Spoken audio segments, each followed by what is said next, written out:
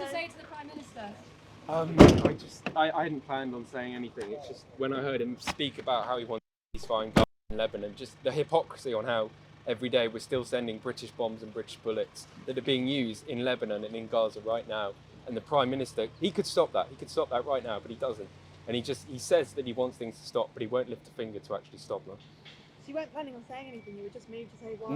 No. I was a delegate. I'm a Labour Party member. I'd hoped I'd be one for life, but I suspect not now. But just what's happened and just the complete failure of the Labour Party and Keir Starmer to address it, it's just completely sickening. What more specifically do you want from them?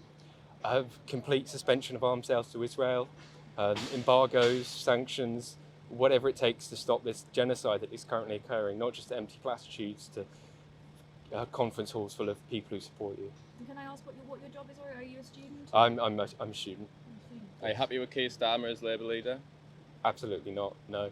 Although it's not just him, it's the party more general and the wider political establishment for not being supportive of taking the action that is required in order to stop this genocide and actually stop the war like they claim they want to do.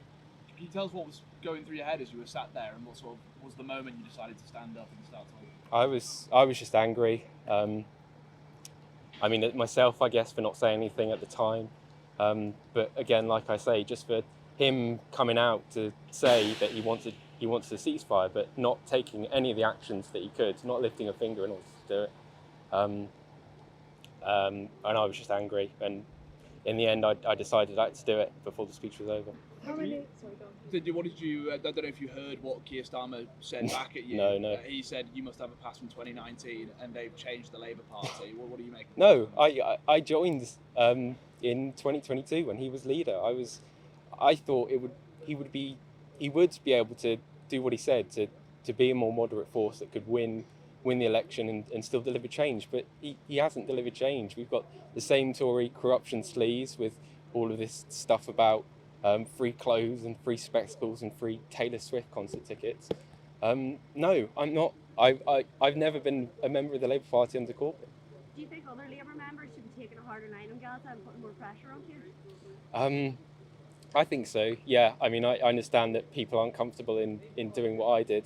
But I think that there needs to be more vocal line from the party from the party members saying, no, we can't stand for this. If you really are for a ceasefire, you need to take the steps that are required to make that happen. And can I just ask, what did you actually say when you stood up? Because it was quite difficult to catch it on. Yes, I mean, I'm not really sure myself, to be honest.